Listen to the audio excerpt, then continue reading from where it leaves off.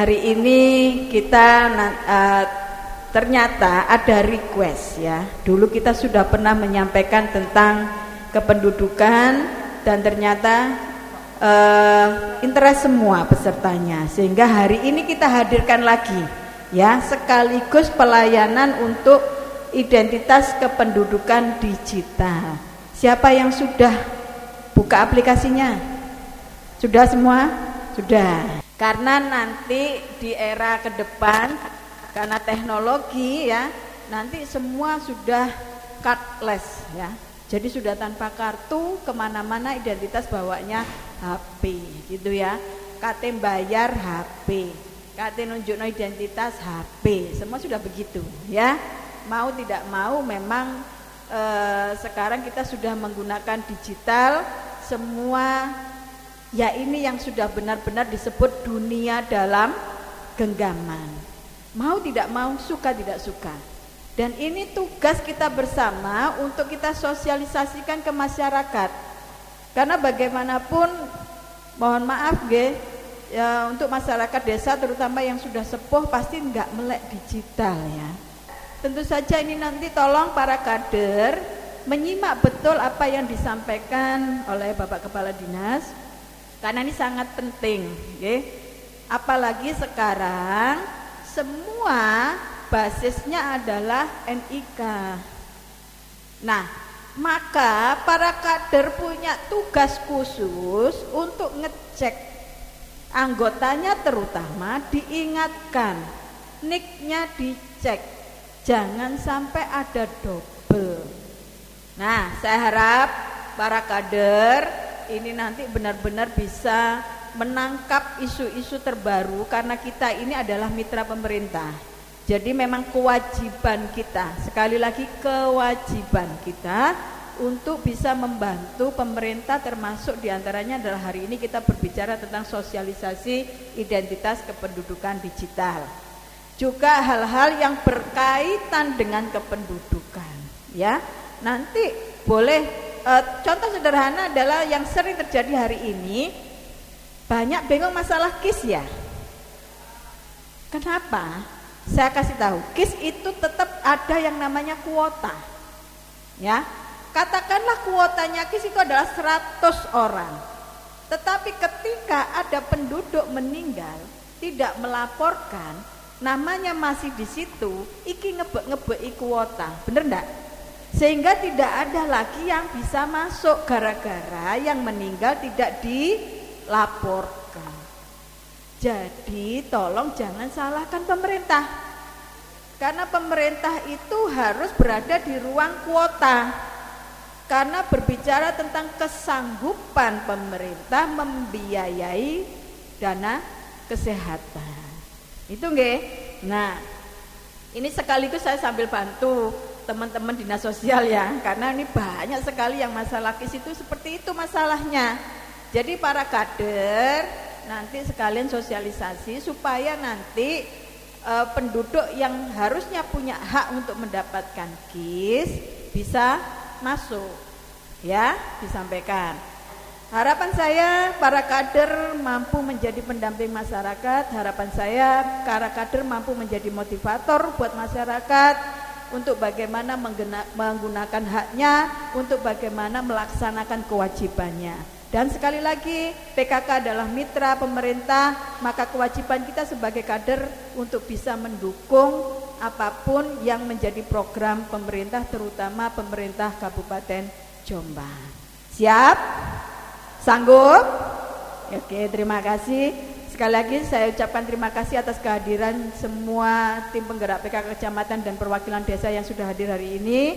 Mudah-mudahan setiap langkah panjenengan menuju sekretariat PKK Kabupaten ini dicatat sebagai amal yang soleh. Kurang lebihnya saya mohon maaf. Ihdinas siratal mustaqim. Wassalamualaikum warahmatullahi wabarakatuh.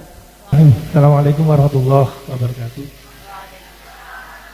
Yang saya hormati Ketua Tim PKK, Ketua Pengurus, baik kecamatan maupun desa, kita hadirin undangan semua yang berbahagia.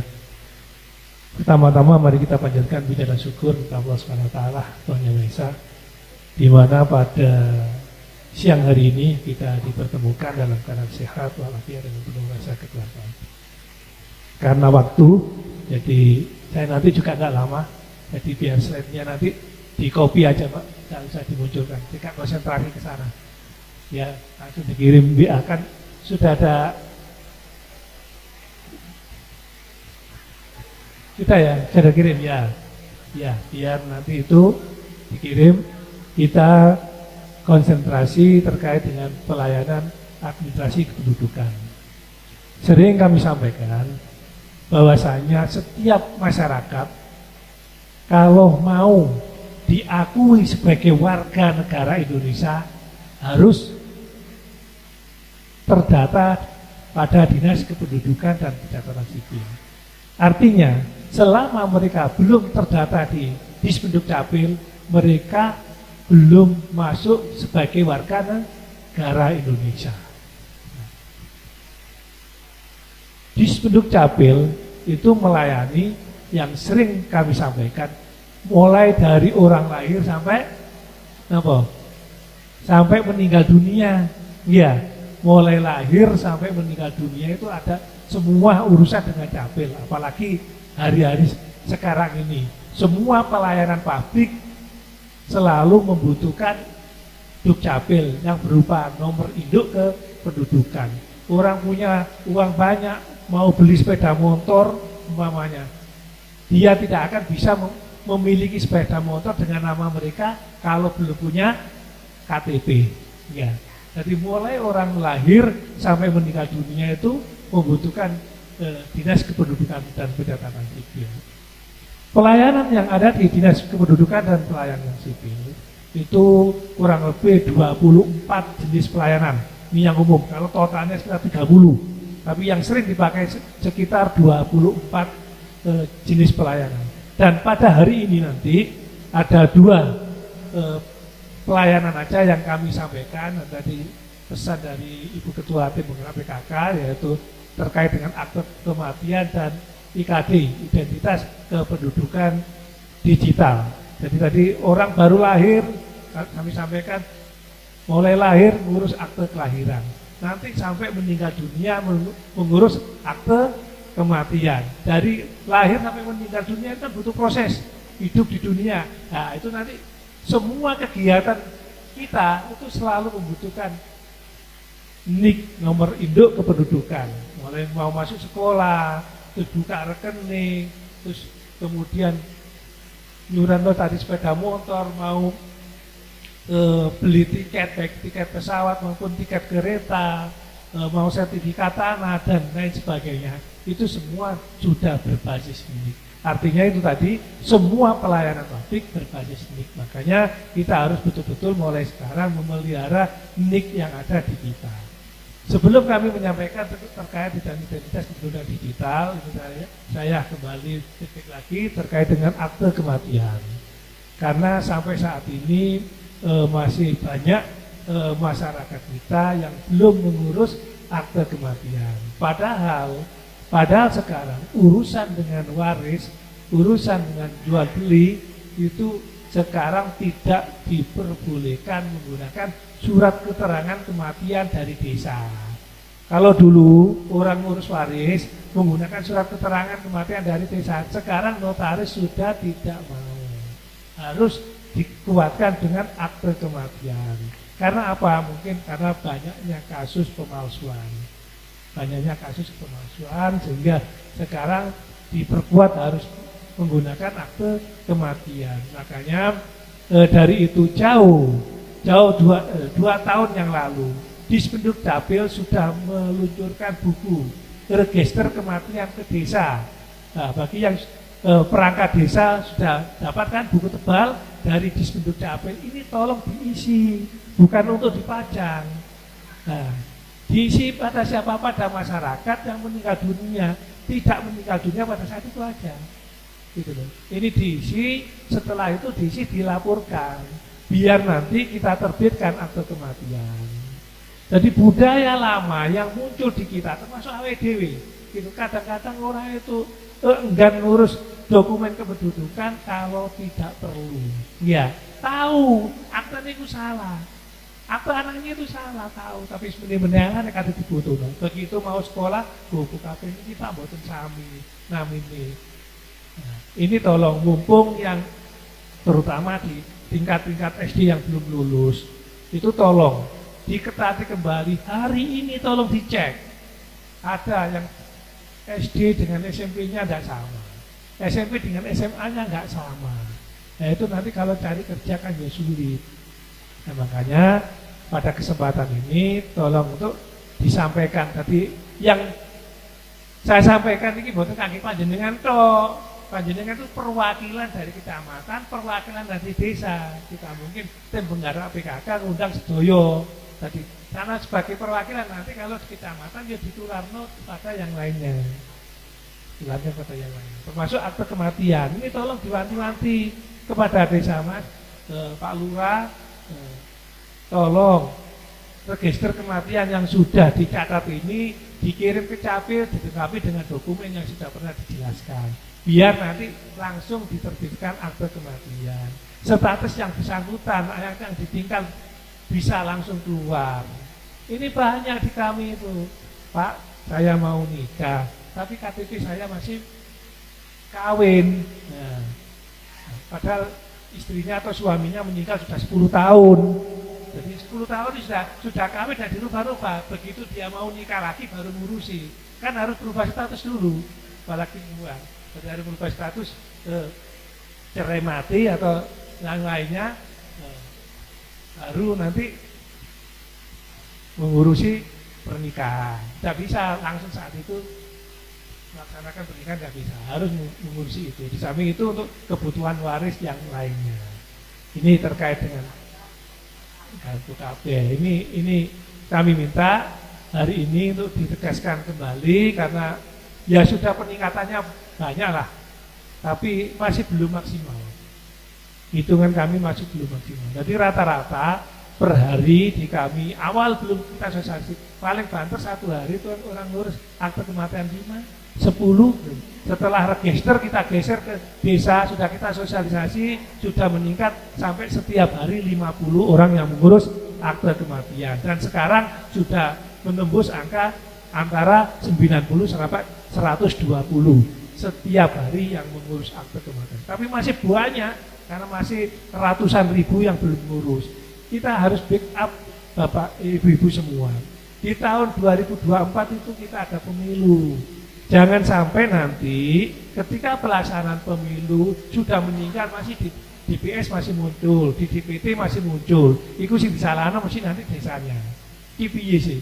Wong wis mati 10 tahun data pemilu kok cek muncul aja. Ya gak muncul bagaimana waktu tidak dilaporkan?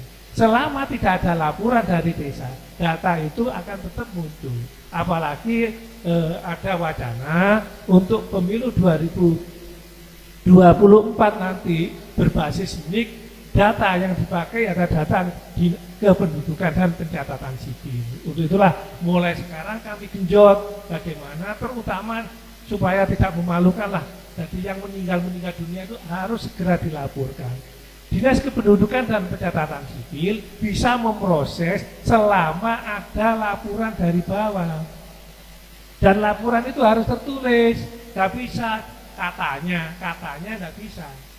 Seperti kayak kemarin contohnya yang ngapunten ya, Bu Catur saya kenal, semua ya kenal sama Bu Catur. Ketika meninggal dunia nggak bisa kami serta-merta menghapus. Karena tidak ada laporan, baru kemarin 1 minggu yang lalu dilaporkan kalau beliau sudah meninggal baru kami proses.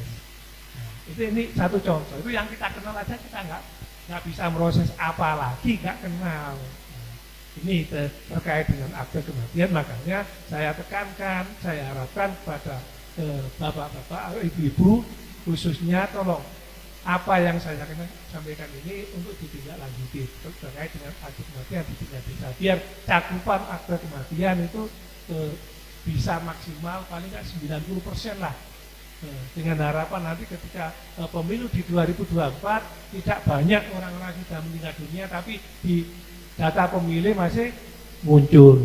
Nah ini kembali kepada topik tema kita pada hari ini terkait identitas kependudukan digital.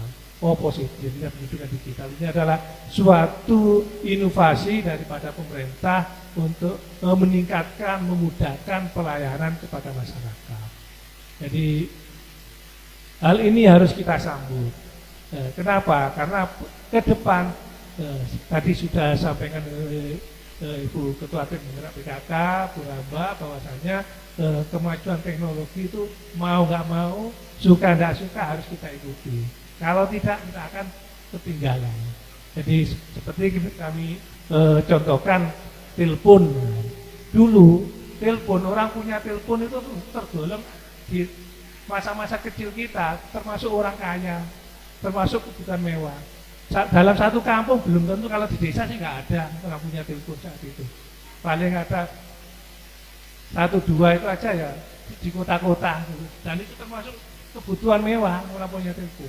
Dikembangkan lagi, nggak punya, ada wartel. Wartel wis bangga orang promotor. Walaupun 2 kilo kepingin telepon bisa datang ke sana, datang dan antrinya panjang.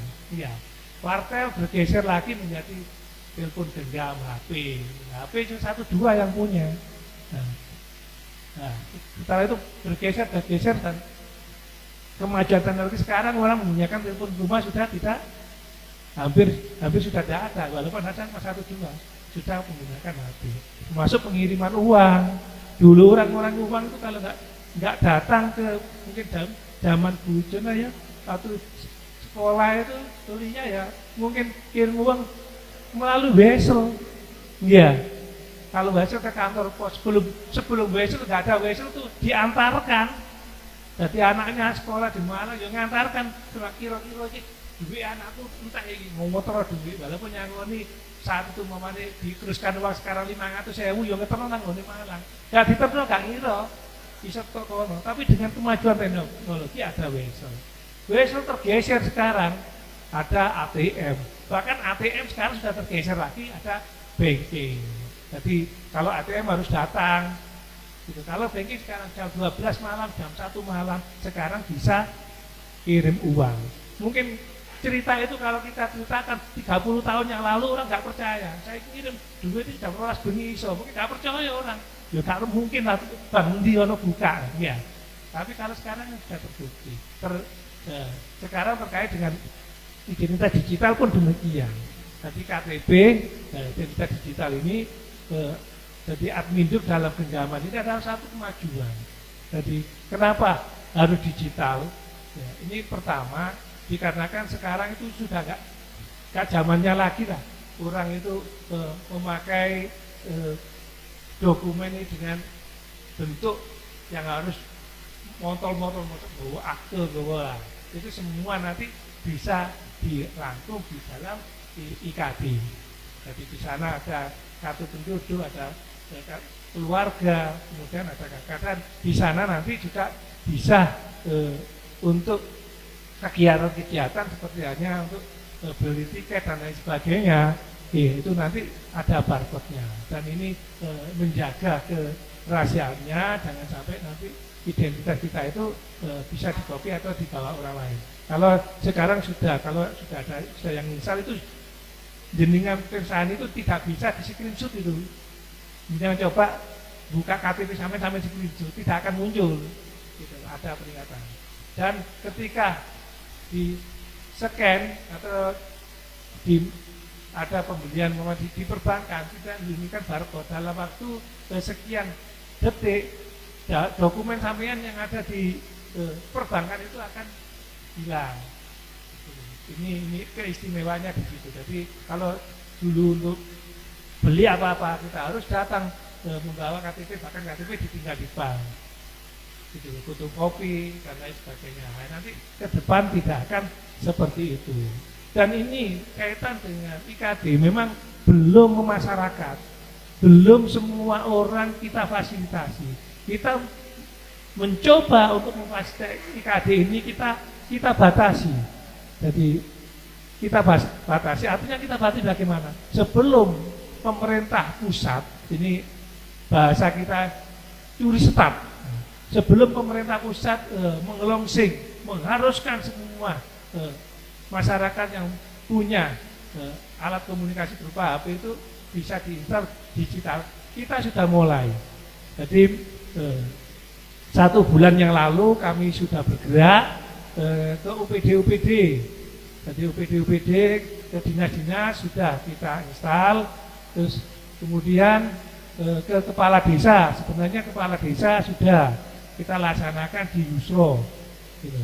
Di kepala desa sudah di Yusro, terus kemudian ke OPD juga sudah, terus kemudian ke operator kecamatan.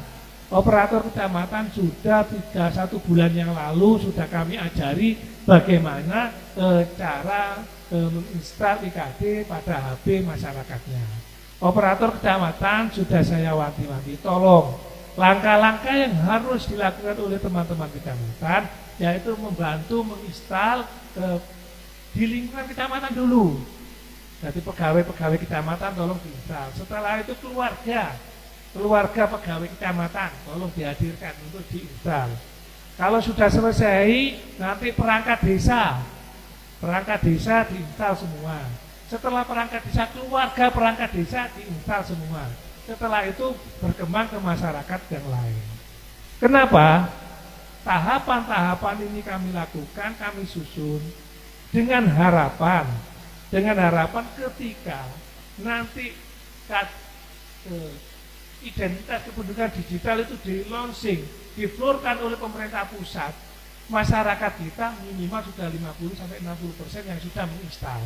Sehingga penumpukan masyarakat di dinas atau di kecamatan itu akan berkurang. Ini tujuan kita cuma itu aja. Kalau ini langsung kita florkan masyarakat, kejadian di tahun 2017, 2018 akan muncul di Jombang. Pernah dengar apa kejadian di tahun 2017-16 di Jombang? Orang cari KTP sampai ribuan. Orang datang ke Capil tidak hanya jam 6, jam 3 malam, jam 2 malam sudah datang di Capil. Itu antri, itu ribuan orang. Nah ini identitas digital ini kalau tidak kita mulai sekarang, bahasanya enggak nyuri setat sekarang, pemerintah pusat langsung menginstruksikan ini, saya yakin kejadian itu akan terulang lagi. Orang akan berbondong-bondong ke Capil. Makanya teman-teman kecamatan sudah jauh sebelumnya dibantu oleh teman-teman operator kita untuk diulangi caranya untuk melakukan penginstalan KTP digital, termasuk perbankan semua perbankan di Kabupaten Jombang sudah kita undang. Terus semua notaris di Kabupaten Jombang sudah kita undang. Semua instansi terkait, BPJS, terus kemudian dinas-dinas terkait, termasuk pertanahan sudah kita undang di Yusro. Nah, ketika kita mengundang mereka tidak datang, terus program ini diterapkan tidak bisa mengikuti kemauan masyarakat untuk pelayanan itu, ya jangan disalahkan. Gitu aja, saya gitu kan. Makanya sekarang contoh awal bahwasanya KTP atau KK yang sudah barcode tidak diperlukan legalisir. Tapi sebenarnya perbankan sudah kita surati, instansi terkait sudah surati, tapi banyak yang tidak tahu sehingga minta ini harus legalisir. Akhirnya terjadi masyarakat itu terkesan dipingpong, termasuk pendaftaran TNI Polri. Itu sampai saya datang ke Polres ini loh Pak, undang-undangnya ada seperti ini. Makanya kita itu kalau kaitan dengan Capil, ya mohon maaf, tidak bisa dibuat sepele, gitu loh. Tidak bisa dibuat sepele. Karena apa? Karena ini ada tindak lanjut ke masyarakat, gitu. Padahal ketika sekarang ada install contohnya identitas digital yang seperti saat ini, pelayan di Dukcapil itu tersistem. Makanya kemarin 1 minggu ini saya evaluasi, kecamatan A masih 0, kecamatan B masih 0, kecamatan C masih 1, kecamatan D masih 2, kecamatan C masih 4 melaksanakan itu. Karena apa? Di situ termonitor. Di kita itu termonitor, kecamatan mana yang melayani, siapa yang melayani, itu ada. Makanya kita data Dukcapil nggak bisa buat main-main. Dulu pernah Data itu kami buka terkait dengan bansos pertama. Desa kami kasih akun semua. Mungkin perangkat desa paham. Kami akun biar memperbaiki data bansos. Apa yang terjadi? Desa itu buka data-data orang per orang tidak karu-karuan. Pada saya wanti-wanti, jangan buka data seperlunya sebutuhnya. Ada di Jogoroto itu 33.000 satu hari data yang dibuka. Bukai jam berapa? Jam 3 malam, jam 2 malam. Wah, akhirnya saya datangi. Sampai kabeh piye? Data sampai buka kabeh. Lo tahu tak capil, dia bisa dimonitor. Termasuk Mojakun banyak, termasuk daerah Karobela gitu. Satu hari itu 2.000 data yang dibuka, tapi hanya dibuka saja.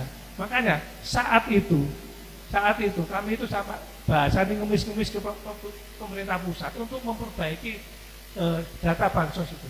Saya pertama satu hari dikasih kesempatan untuk membuka data 5.000 2 jam habis. Ini digaya apa bedanya? Sampai 15.000 sampai 25.000 satu hari 25.000 itu loh habis. Gitu. Ternyata hanya dibuka saja. Tidak ada perbaikan.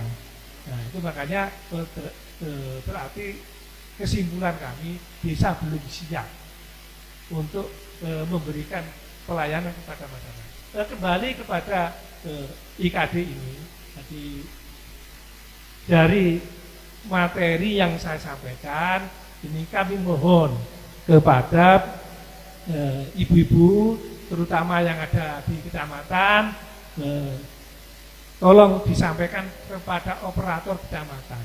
Jadi tahapan-tahapan ini segera dilaksanakan. Apalagi saat ini sekarang ini KTP agak langka. Nah, sekarang KTP agak langka, ini kesempatan untuk ke digital. Kami nanti khawatir sekali ketika digital ini diterapkan di perbankan, di semua pelayanan publik, mesti masyarakat akan membludak. Pasti itu sudah. Ya, makanya ini sebelum diterapkan oleh pemerintah pusat, kita scan semua. Masyarakat yang punya HP, kalau nggak punya HP ya nggak masalah. Gitu. Paling tidak kan sudah bisa terlayani hampir semua keluarga, satu keluarga rata-rata dalam satu rumah mesti punya HP. Nah, ini harapan saya. Kalau nggak punya ya nggak apa-apa, ya tetap manual. Ya sama dengan adanya GoFood itu ya. GoFood itu pesan makanan kan lewat aplikasi. Pesan aplikasi, makanan datang sendiri. Bukan berarti orang yang nggak bisa aplikasi itu nggak bisa makan ke warung, ya, tetap bisa. Di Capil pun juga demikian.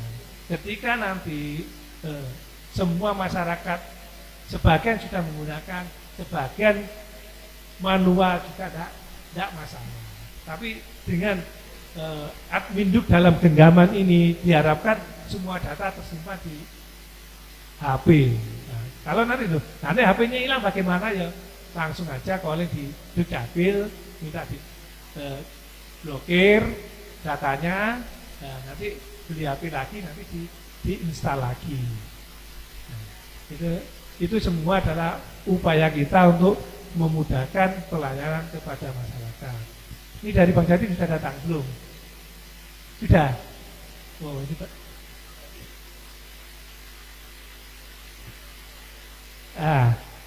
Ini yang selanjutnya nanti mungkin tanya jawab setelah Bang Jatim aja Bu. Setelah Bang Jatim nanti biasanya orang-orang tanya banyak. Kayak kemarin ini nggak selesai.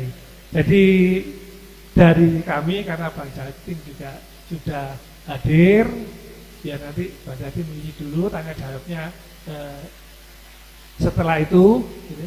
Karena biasanya pengalaman yang sudah itu mesti lama, itu banyak. Dan yang saya minta itu aja, Bu. Jadi yang saya minta itu aja. Jadi apa yang kami sampaikan tentang identitas digital ini segera disampaikan kepada perangkat desanya untuk hadir di kecamatan masing-masing. Nanti biar dibantu teman-teman di kecamatan. Bagi Ibu Tim menggerak PKK kecamatan juga menyampaikan ke Pak Camatnya, kami sudah juga menyampaikan lewat WA Group, tolong masyarakat difasilitasi terkait dengan identitas digital ini. Nah, ke depan kami juga akan mengundang lagi instansi terkait termasuk perbankan dan pihak-pihak yang membutuhkan melayani masyarakat yang menggunakan data kependudukan. Kenapa ini kami tekankan kepada lembaga baik perbankan, notaris, BPJS dan dinas kesehatan dengan harapan saya itu paling kasihan sekali masyarakat ketika datang di BPJS data sampai nggak valid, sampai nonton capil. Sebenarnya kalau dia mau mendengarkan, mau mengikuti, pihak BPJS itu bisa mengaktifkan sendiri lewat aplikasi yang sudah kita ulangi. Perbankan pun juga demikian. Ketika ada KTP tidak aktif itu bisa sebenarnya. Gitu. Makanya mari kita jalin kerjasama. Undangan yang kita berikan tolong ada yang mewakili. Gitu. Biar ilmu ini bisa tersampai pada lembaga yang memberikan pelayanan masyarakat dengan harapan supaya tidak terkesan masyarakat itu wirawiri. Nah, termasuk pelayanan di kita, saya itu kadang-kadang jengkel. Dan di kami itu termonitor kecamatan di Sipaling Lemot, desa di Sipaling Lemot itu menunjukkan ketika disosialisasi mereka nggak datang.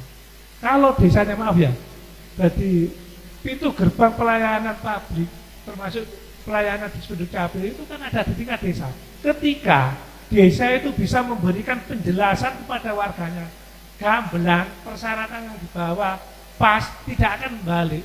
Yang biasanya balik dari desa itu karena perangkat desanya nggak menjelaskan. Wes ngene aku dhewe yo bingung nang capil. Padahal ini tolong diingatkan di camat. Gitu loh. Tim penggerak PKK kecamatan desa.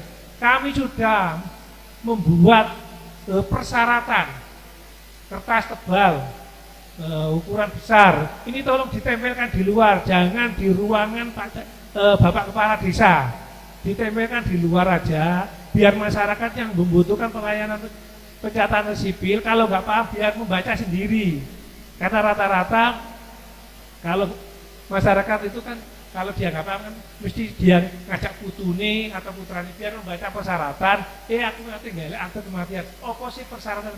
Oh ternyata harus bawa surat keterangan kematian, KTP, keduanya atau suami istri itu, kemudian kakak. Nah harus bawa itu, berarti ini yang harus saya bawa. Biar bawa jangan dari capil terus balik-balik karena persyaratan yang tidak lengkap. Kesan wirawiri ini yang bisa mengkondisikan adalah desa. Sejauh mana desa itu mampu memberikan penjelasan kepada masyarakatnya. Ayolah, kesan yang semacam ini kita hilangkan. Kita hilangkan. Yang bisa siapa? Ya kita semua. Gitu. Kalau nggak kita, siapa lagi? Karena pelayanan administrasi kependudukan ini adanya cuma satu di Jombang ini. Di Dinas Pendudukan dan Pencatatan Sipil lainnya nggak ada. Nah, makanya itulah dari dinas kami sampaikan, ada kecamatan, kami harapkan kecamatan untuk memberikan respon, termasuk desa yang mewakili juga memberikan respon. Biar apa yang kita harapkan, yang kita inginkan, memberikan pelayanan yang terbaik kepada masyarakat itu bisa segera terwujud. Saya kira itu sementara beberapa hal yang dapat kami sampaikan. Selanjutnya apabila ada yang perlu ditanyakan nanti kita lanjut dalam sesi tanya jawab. Sekian kami akhiri, wabillahi taufik wal hidayah. Assalamualaikum warahmatullahi wabarakatuh.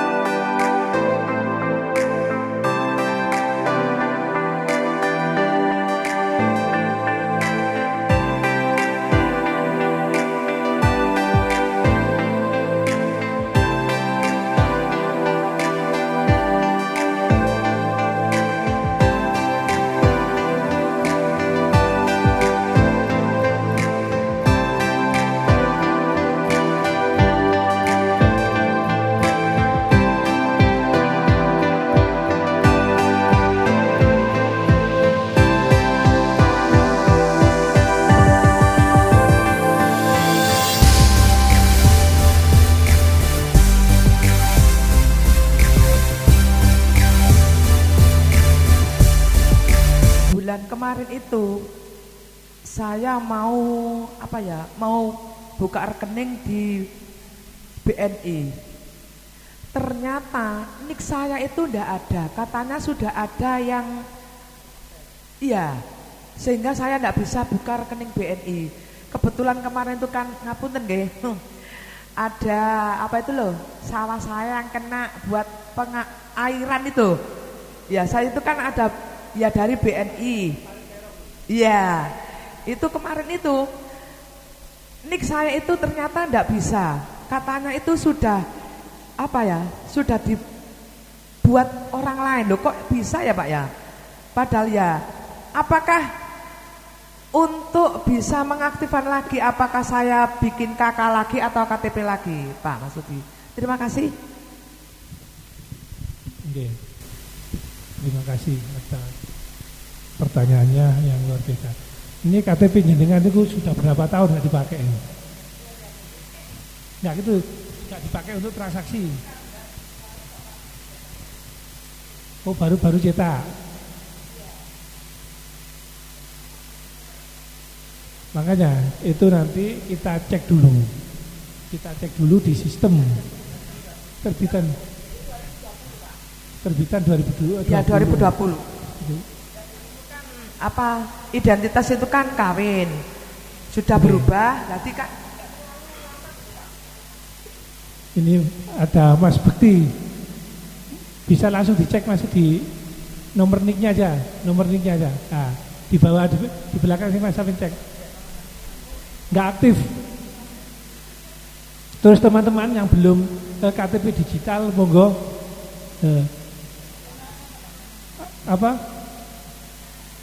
nggak bisa sendiri ya digital itu, jangan install terus aku masuk, nggak, harus dimasukkan sistem dulu ya. Iya, harus ke sana dulu. Kalau hari ini tidak memungkinkan, nanti di kecamatan. Nah ini kalau mengaktifkan ini mumpung memang NIK itu gini, jadi ada NIK itu ada dua macam. Ada NIK yang sebelum SIA dan sesudah SIA. SIA itu sistem administrasi kependudukan. Itu jadi dulu itu NIK awal 2010 2011 ke bawah itu masih dicetak di kecamatan, itu belum masuk ke database, belum siap terpusat. Itu memang masih ada 1-2 yang seperti itu. Nah, biasanya itu NIK yang sudah lama tidak digunakan, sudah puluhan tahun tidak dimanfaatkan, jadi seakan-akan dianggap NIK itu tidak dimanfaatkan oleh sistem terblokir. Nah, untuk bukanya itu mesti koordinasi ke Capil, ke bidang pihak, biar nanti di sana disinkronkan. Nah, setelah sistem itu nanti dibuka di sana, nanti akan ketahuan, oh iya, kasusnya seperti ini, gitu loh. Termasuk yang sekarang terbaru itu Peduli Lindungi, ya, tadi saya diskusikan, itu juga ada yang seperti itu karenakan ketika memasukkan NIK itu ada kesalahan masukkan angka, karena NIK itu ada 16 digit ya. Jadi kalau dimasukkan manual mungkin kita masukkan 500 orang, mungkin 1-2 ada yang salah nulis. Nah itu ya wajar, makanya harus pakai sistem. Kami selalu berharap kepada perbankan, sudah waktunya lah kita punya alat untuk mendeteksi NIK seseorang. Nah itu Bu, harganya nggak mahal Bu. Jadi itu begitu NIK itu KTP disandingkan, itu sistem akan melihat. Iya, kartu. Yang kayak yang digital ini memang belum di-launching oleh pemerintah pusat. Jadi belum di-launching oleh pemerintah pusat untuk digital ini, memang kami sengaja untuk curi start Bu. Biar nanti pemerintah pusat kita melonsing, masyarakat kita sudah banyak yang punya, sehingga tidak terjadi berbondong-bondong ke Capil. Makanya kemarin saya mengundang perbankan, harapan kami nanti perbankan pasti ada instruksi dari pusat. Ketika perbankan dapat instruksi dari pusat, dari BI, oh ini disosialiskan di YN, nah, kita sudah siap tahu sebelum ada penjelasan dari pusat. Karena bagaimanapun nanti identitas digital itu pasti akan diterapkan oleh pemerintah pusat dengan pakai barcode itu, nanti langsung muncul di sistem panjenengan. Dan ini nanti kemarin kami mengundang perbankan termasuk notaris dengan harapan nanti seperti hanya Mas Ibu yang tanyakan, kami tidak ingin nasabah itu terkesan wirawiri, tapi dari perbankan sendiri bisa koordinasi dengan sistem yang ada. Ini harapan kita itu ke depan seperti itu, termasuk yang manual ini juga. Ini harapan kami itu perbankan itu ketika data itu tidak valid, perbankan itu bisa memfasilitasi sendiri. Jadi tidak harus masyarakatnya diarahkan ke Dispendukcapil. Ayo kita coba membuat budaya bagaimana kita itu bisa membahagiakan masyarakat. Nah itu ini bukan memanjakan, tapi membahagiakan. Biar artinya bahagia bagaimana? Ketika datang ke perbankan itu pulang kita senang. Atau sedang apa yang diinginkan sudah keturuti. Tapi kalau keluar dari perbankan atau dari Dukcapil agak bersentuh dan sebagainya, berarti apa yang mereka harapkan ke sana itu kan belum tercapai. Nah ini makna daripada membahagiakan masyarakat itu di situ.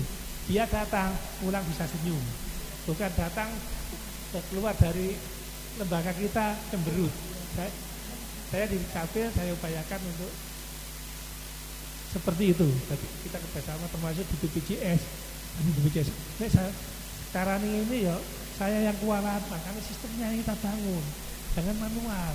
Kita bangun semua, kalau semua sudah menggunakan digital, saya yakin pelayanan akan cepat dan mudah.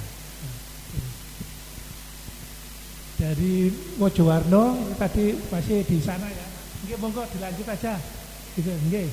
Jadi memang di wilayah-wilayah daerah selatan ini juga saya pesan, termasuk Mojowarno, Bareng, Wonosalam. Ini tolong sekali lagi Mojowarno termasuk perangkat desanya kalau melaksanakan pernikahan terutama non muslim, ini kalau sudah pelaksanaan pemberkatan tolong segera ditindaklanjuti pengesahannya di Dispendukcapil. Mana kecamatan Wonosalam ada. Ya, Wonosalam, terus itu Bareng ada Bareng hadir ini. Nah, ini tolong ya disampaikan ke kecamatan, ke desa, karena hampir mayoritas 3 kecamatan itu kan banyak Nasraninya, gitu loh. Itu biasanya pernikahannya kan kalau non muslim kan di Capil. Itu setelah pemberkatan di gereja ini disarankan langsung melaksanakan pernikahan di Capil. Karena kemarin ada kejadian minta data di kami, pernikahannya kita laksanakan hari Kamis, hari Selasa melahirkan. Tapi tidak apa-apa kan? Hari Selasa melahirkan. Kalau ngapunten, ini bagi non muslim itu biasa, sudah biasa, dan itu nggak apa-apa, biasa. Jadi karena pernikahan di kami sudah ngajak putra-putranya gitu loh, baru melaksanakan akad nikah. Ya memang dia anaknya gitu, ada punya anak 2, ada punya anak 1 sudah besar, ya, baru melaksanakan. Nah ini budaya semacam ini jangan diterus-teruskan gitu loh, jangan diterus-teruskan. Makanya nanti kita terbitnya akte itu kan akhirnya 2. Pertama akte dari seorang ibu, baru pengakuan atau pengesahan anak. Nah ini kan di era sekarang kan gak zamannya. Makanya ini saya sarankan bagi masyarakat di sekitar Panjenengan, kalau sudah melaksanakan pemberkatan, tolonglah, kan tinggal 1 langkah lagi untuk ke Dispendukcapil melaksanakan pernikahannya. Di Dispendukcapil tidak dipungut biaya sepeser pun. Tolong diingatkan, tidak ada biaya, semua pelayanan Dispendukcapil gratis. Nah ini tolong diwanti-wanti, disampaikan masyarakat. Bahkan sekarang orang-orang itu kalau pemberkatan langsung ke Capil kadang bawa makanan-makanan, saya suruh mengembalikan daripada menimbulkan fitnah. Gitu. Saya suruh mengembalikan, jadi tidak boleh membawa makanan atau apapun ke Dispendukcapil. Kita murni memberikan pelayanan kepada masyarakat semuanya secara gratis.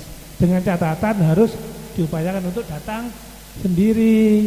Kalau nyuruh orang ngurus KTP, kakak nyuruh orang, ya jangan disalahkan orang yang sampai suruh itu minta transport gitu. Tapi transport yang mereka minta itu bukan sepeser pun untuk capil, tapi untuk mereka sendiri. Untuk mereka sendiri. Jadi ini tolong disampaikan ke masyarakat bahwasanya semua, dan di tempat kami banyak tulisan-tulisan itu tidak hanya slogan, tapi itu kepastian janji kami ke masyarakat bahwanya semua pelayanan di Dukcapil gratis. Bahkan nomor saya itu selalu saya sebar ke masyarakat. Bagi masyarakat yang kesulitan bisa langsung HP WA atau SMS ke kami, langsung kami layani. Jadi banyak orang-orang yang tadi setiap nomor yang masuk ke kami tidak pernah melihat siapa. Jadi memang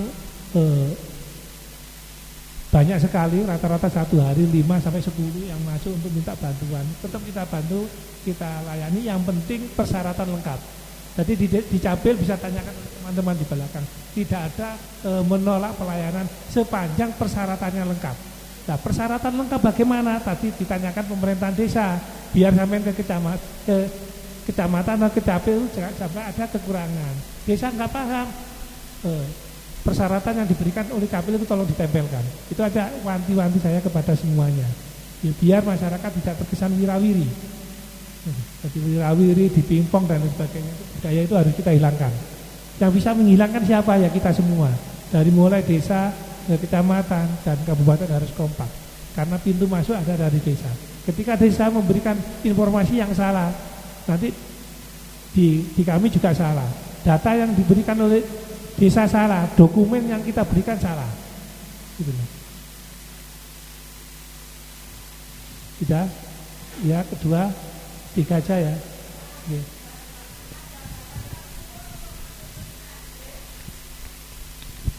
Ngapunten, apakah ada batasan umur masuk ke IKD dan untuk satu nomor atau satu email, apa cukup untuk satu orang atau bisa lebih? Terima kasih.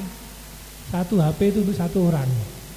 Nah, iya. Kayak mbah-mbah, orang tua kan masih banyak yang tidak punya, begitu. Kakaknya bisa sekeluarga, tapi kalau buka KTP-nya ya satu orang. Istri yang sudah ini jangan coba buka KTP-nya ibu yang di rumah, walaupun dalam satu kakak atau uang ini, memang ini kan data pribadi. Jadi kalau kakaknya bisa, karena jenang masuk, tapi kalau KTP-nya ya satu orang. Kenapa? Pemula. Yang penting ada nicknya. Dan persyaratan itu kan tidak melihat, tidak menentukan harus usia sekian. Yang penting tadi ketika kita buka Play Store kan ada nomor nick yang dimasukkan dan lain sebagainya, itu email dan sebagainya itu. Tapi satu orang satu HP. Satu orang satu HP. Pak boleh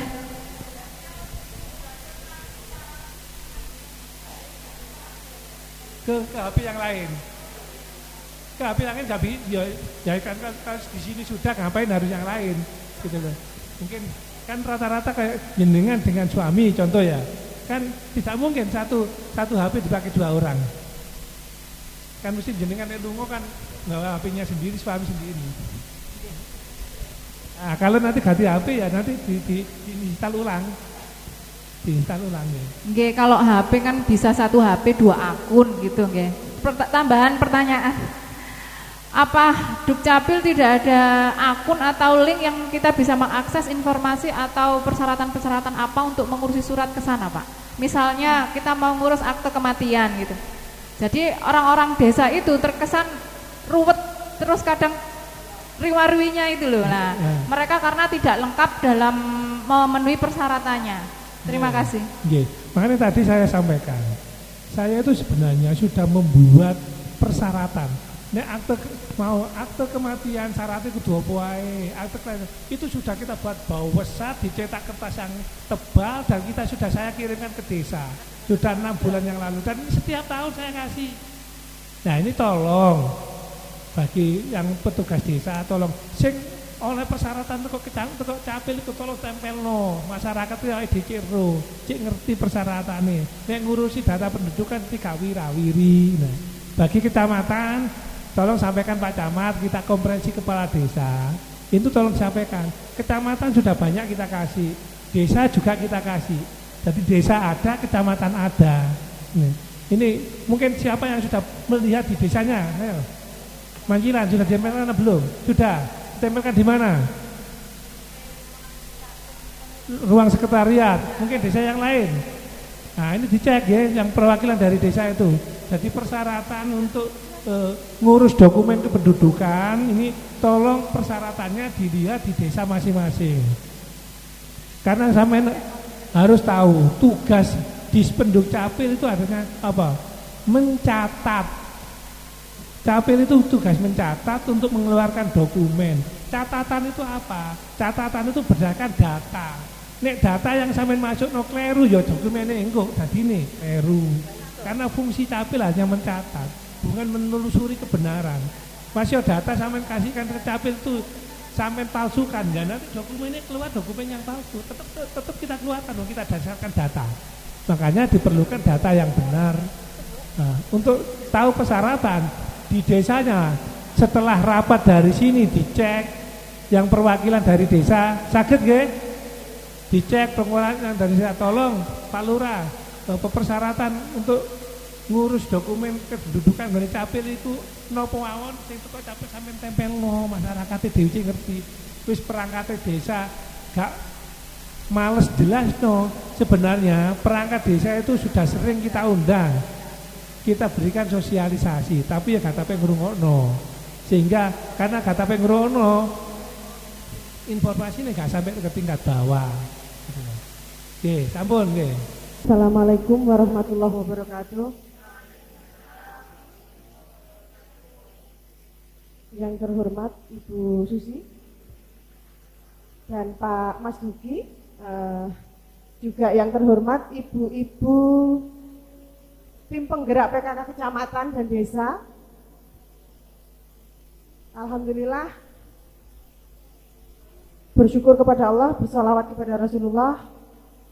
Pagi ini saya diberi kesempatan untuk silaturahmi dengan panjenengan semua. Mohon izin saya memperkenalkan diri. Nama saya Vive. Nama saya sebenarnya mungkin agak unik ya Bu ya. Ada di slide, Vive Seodisa Adha PH, itu Purnama Hidayat. Mungkin agak panjang. Sebenarnya saya orang desa, tapi nggak tahu bapak saya kok ngasihnya nama panjang. Saya kebetulan diberi amanah sebagai wakilnya Pak Fendi, jadi wakil pimpinan di Bank Jatim Jombang. Saya kapan hari beberapa waktu lalu bertemu sowan ke Ibu Wabub, dan saya mohon izin untuk diberi kesempatan, barangkali ada waktu pada saat PKK ada acara, mohon diperkenankan Bank Jatim untuk diberi kesempatan sosialisasi. Ternyata tidak sampai seminggu sudah ada acara ini, jadi saya alhamdulillah diberi kesempatan untuk silaturahmi dengan panjenengan semua. Ada beberapa, mungkin yang saya dari ibu-ibu, ada yang belum punya tabungan Bank Jatim.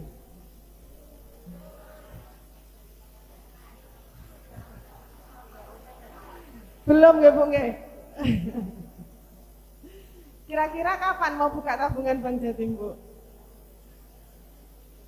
Tapi sudah kenal dengan Bank Jatim belum? Sudah nggih? Alhamdulillah. Kalau sudah kenal dengan Bank Jatim, berarti setelah ini kenal dengan saya. Monggo saya bisa dipanggil Bu Fe atau Mbak Fe, biar mudah nggih, Mbak Fe nggih. Jadi nanti ibu-ibu kalau mau ke Bank Jatim, misalkan ada sesuatu yang mungkin kebutuhan dengan Bank Jatim, nanti bisa menghubungi saya. Atau ini ada Mbak Intan. Mbak Intan ini staf kredit. Kemudian yang di belakang itu jilbab merah Mbak Dinda, itu yang untuk operasional dana.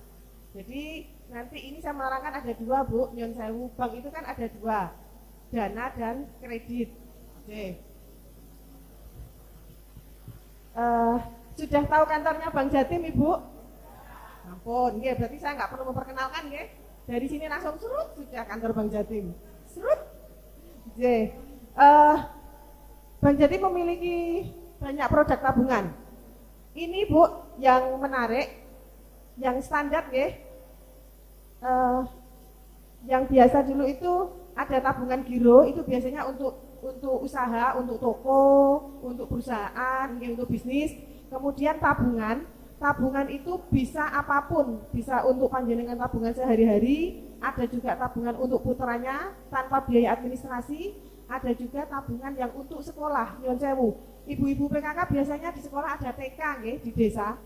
TK-nya ada nggih. Nah, itu nanti biar anak kecil dibiasakan menabung, nanti bisa dibukakan tabungan. Tabunganku namanya, itu tanpa biaya administrasi, atau simple, simpanan pelajar. Itu juga bisa untuk menabung anak-anak. Artinya saya biar dari kecil sudah terbiasa menabung.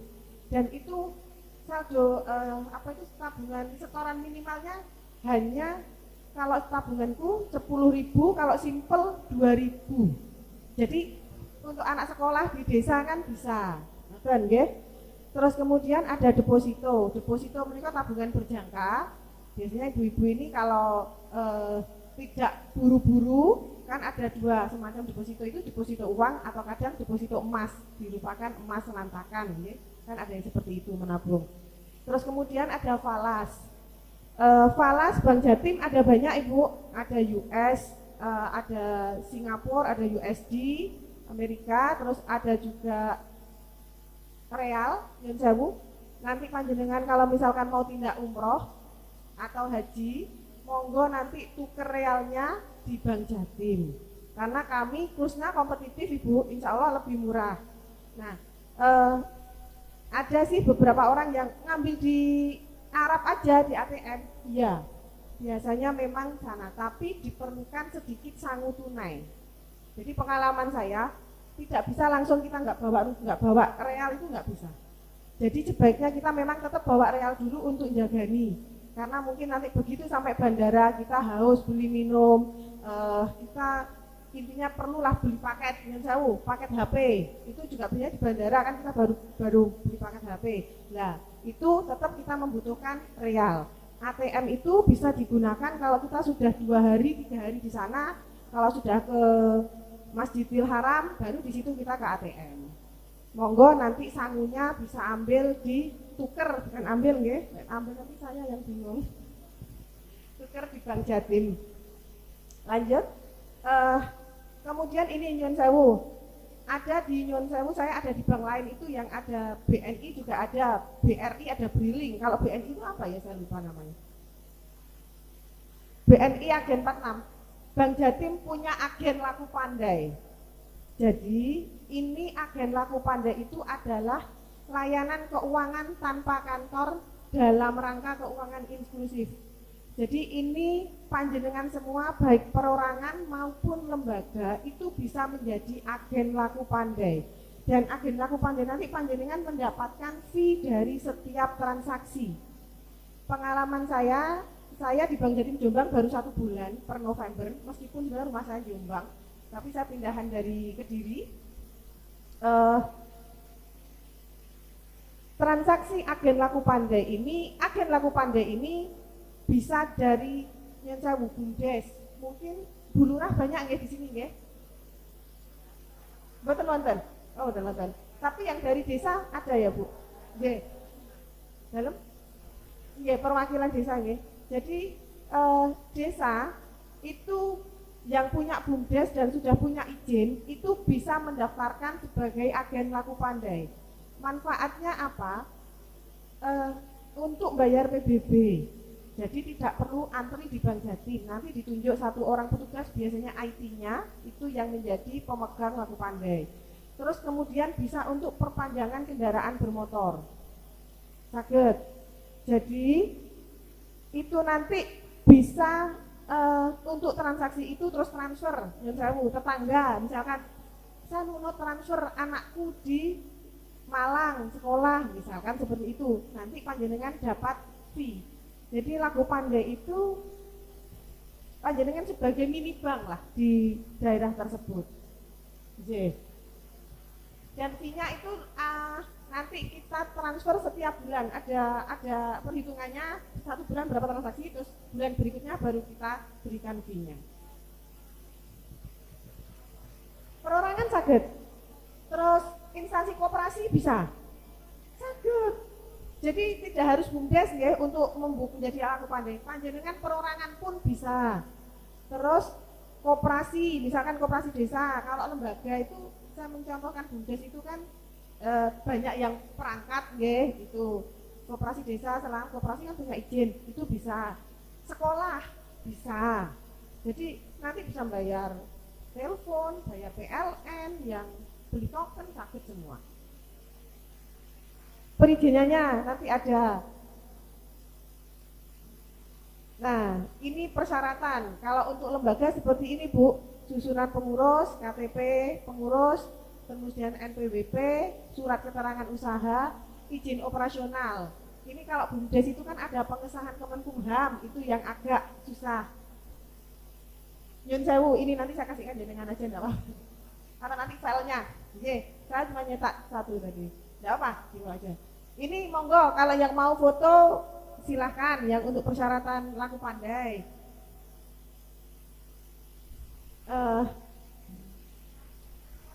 Kalau yang perorangan itu hanya membuka rekening saja. Membuka rekening, punya tabungan di Bank Jatim. Belum? Atau buka hari ini, nanti saya kasih hadiah. Apa yang nggak bisa untuk Ibu? Untuk PKK Jombang, insya Allah saya usahakan selalu bisa. Lanjut Mbak. Ini contoh Ibu, yang kiri ini perorangan, pembukaan laku pandai yang untuk perorangan. Yang kanan itu untuk lembaga. Jadi yang foto yang kanan tadi itu kebetulan contohnya aja itu koperasi. Kalau yang kiri itu kebetulan punya toko. Jadi dia sekalian yang saya biasanya warung, toko itu biasanya yang buka laku pandai. Kemudian program produk kami berikutnya kiris. Nanti di dalam penjenengan buka laku pandai, jenengan juga bisa buka kiris. Kiris itu yang biasanya untuk pembayaran yang saya barcode ya, sudah panjenengan meskipun belum punya tabungan di Bank Jatim, punya mboten napa niku mobile banking di bank lain, bukan Bank Jatim, punya punya nggih. Nah kalau sudah punya pengalaman mobile banking di bank lain kan berarti nanti punya mobile bankingnya Bank Jatim kan sudah terbiasa karena tidak beda jauh aplikasinya. Jadi nanti buka rekening sekaligus buka aplikasi mobile banking kita bisa. Nanti ada Mbak Dinda nanti yang ngatasi permasalahan ini.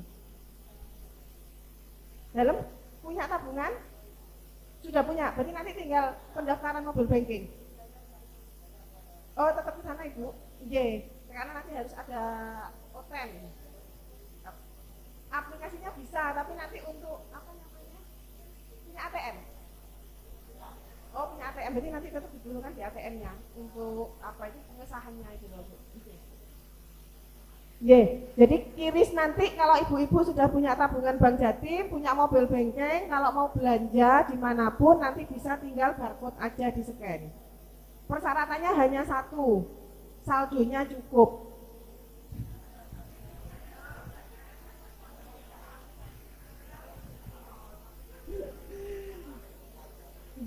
Kalau saldonya tidak cukup, nanti di luar kemenangan saya.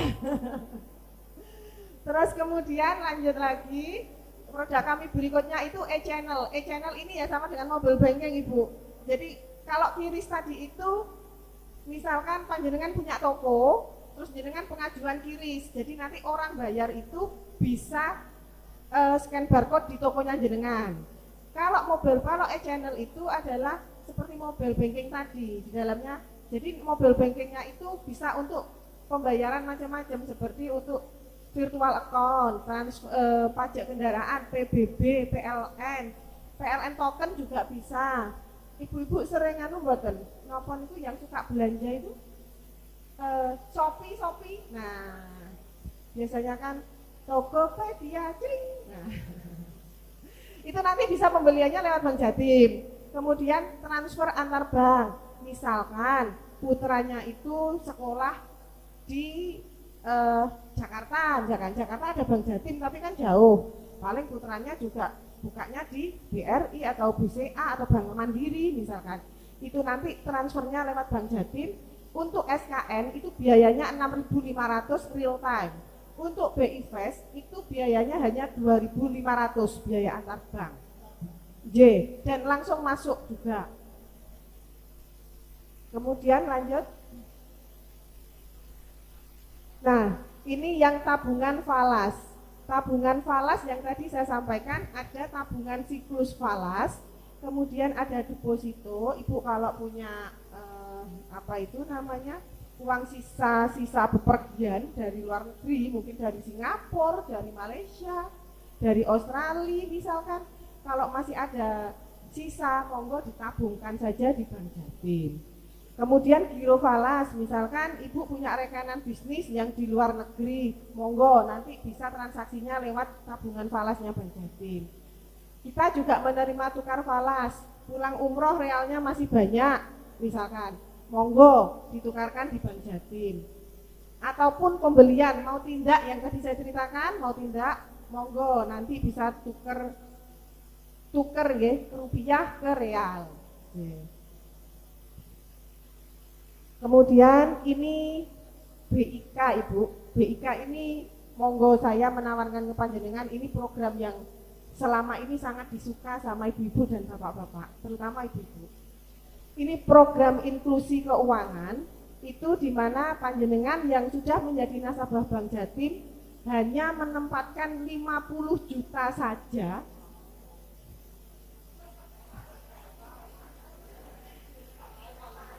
Loh, Bu, jenengan jangan merendah. Saya tahu jenengan itu uangnya banyak di bank sebelah.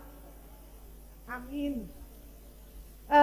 Menempatkan uang 50 juta, nanti akan mendapatkan voucher 250.000. Berlaku kelipatan.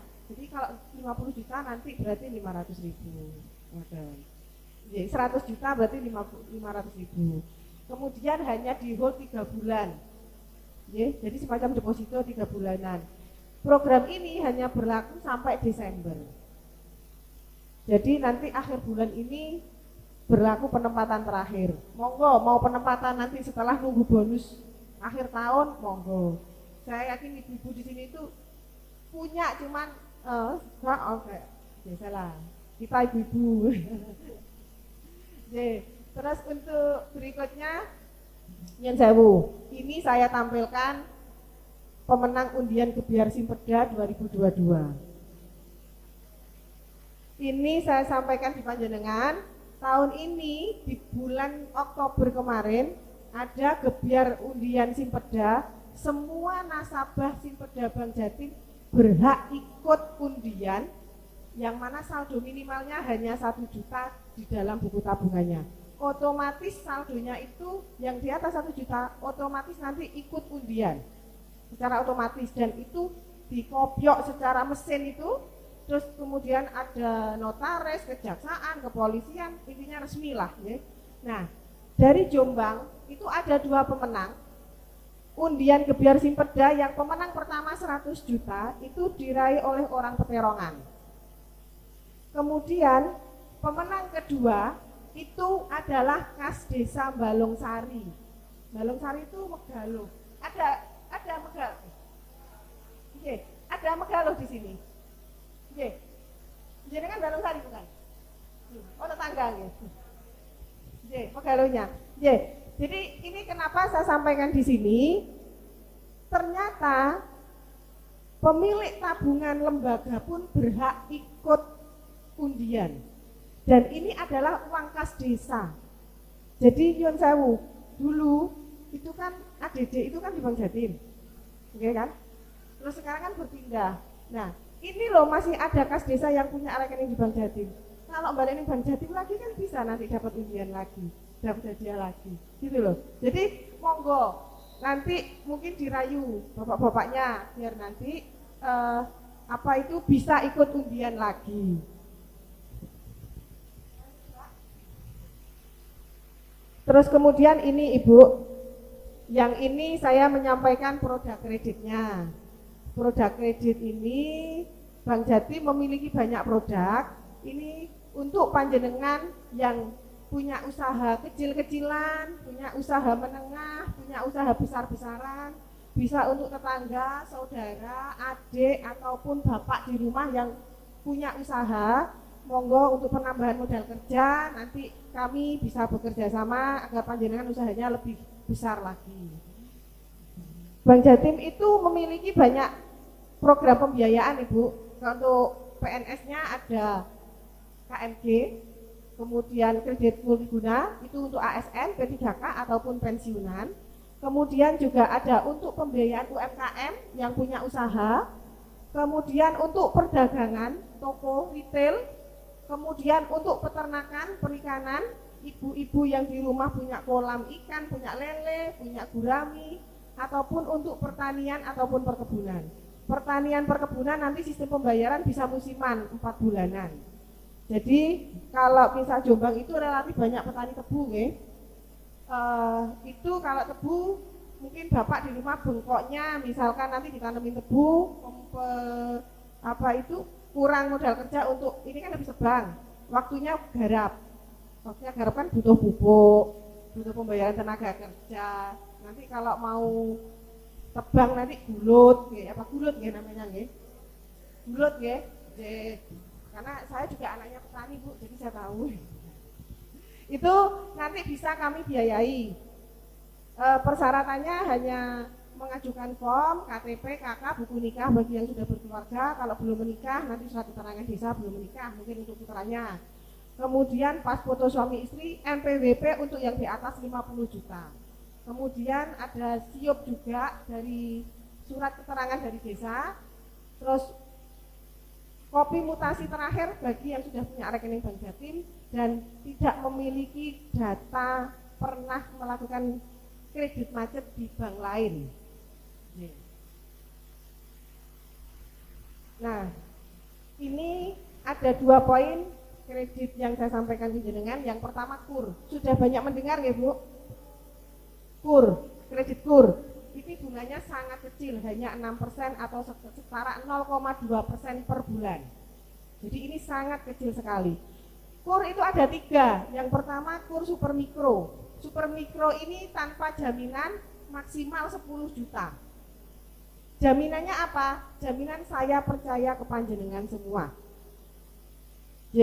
Jadi kalau misalkan ada punya home industry, misalkan buat roti atau toko peracangan, misalkan yang butuh modalnya tidak besar, monggo bisa menghubungi saya ataupun Mbak Intan nanti untuk KUR yang di bawah 10 juta. Saya percaya ibu-ibu PKK di sini bisa menjaga amanah. Wong cuma segitu, kecil lah itu. Terus kemudian untuk KUR mikro itu maksimal pinjaman plafonnya sebesar 100 juta. Ini nanti ada jaminan. Terus kemudian untuk KUR kecil ini maksimal plafon 500 juta. Nanti kalau jaminannya apa? Jaminannya itu sertifikat. Nah, kula nderek Bu. Jadi sertifikatnya nanti itu atas nama panjenengan atau atas nama bapak atau atas nama putranya, misalkan ada ya, biasanya sekalian nama putranya. Monggo, itu bisa untuk menjadikan jaminan. Yang enggak boleh itu atas nama tetangga. Ini contohnya Bu, contoh simulasi untuk angsuran KUR 10 juta, itu kalau 3 tahunnya hanya 304, kalau 2 tahunnya hanya 443. Ada di anunya ada, monggo dibukai semua di brosurnya. Jadi ini sampai 500 juta, tapi nyun sewu yang di atas 100 juta itu nanti memang kami pakai jaminan sertifikat. Kemudian yang kedua, kami menyampaikan lagi kredit selain KUR, kami ada juga Jatim Retail. Jatim Retail ini produknya Bank Jatim. Kalau KUR itu program pemerintah, jadi semua bank kan sekarang punya KUR. Itu sama perlakuannya sama. minimal 6 bulan, kecuali pertanian. Kalau pertanian kan sudah punya. Gitu. Kalau untuk Jatim Retail itu kita ada angsuran, ada retail RC itu rekening koran itu yang untuk toko, jadi nanti revolving bisa diambil, disetorkan. Terus kemudian juga untuk BUMDes yang punya usaha bisa dibiayai oleh Bank Jatim. Kalau BUMDes itu intinya hanya ada usahanya dan izinnya dari Kemenkumham lah, itu yang tertinggi itu. Kalau itu ada, itu bisa nanti dibiayai oleh Bank Jatim. Ini plafonnya bisa sampai 1M. Kalau Jatim Retail, Jatim Retail bisa sampai 1M. Kemudian untuk angsuran juga bisa sampai 1M. Kalau rekening koran, nyuwun sewu, ibu-ibu punya toko peracangan, toko bangunan, atau apa mungkin saudara punya, itu plafon berapapun kita sesuaikan dengan kebutuhan modal kerjanya. Jadi ada yang sampai 3M, ada yang 5, ada yang 10, kalau usahanya besar kita menyesuaikan. Lihat usahanya, betul. Nyuwun sewu. Bank Jatim pembiayaan kepada nasabah itu bukan berdasarkan jaminan, sertifikat luasnya berapa, harganya berapa mboten, tapi berdasarkan usahanya. Kalau usahanya besar, otomatis nanti kita pembiayaannya juga kebutuhan modal kerjanya lebih besar. Jaminan itu mengikuti. Yang penting kelayakan usaha dan kelancaran itu.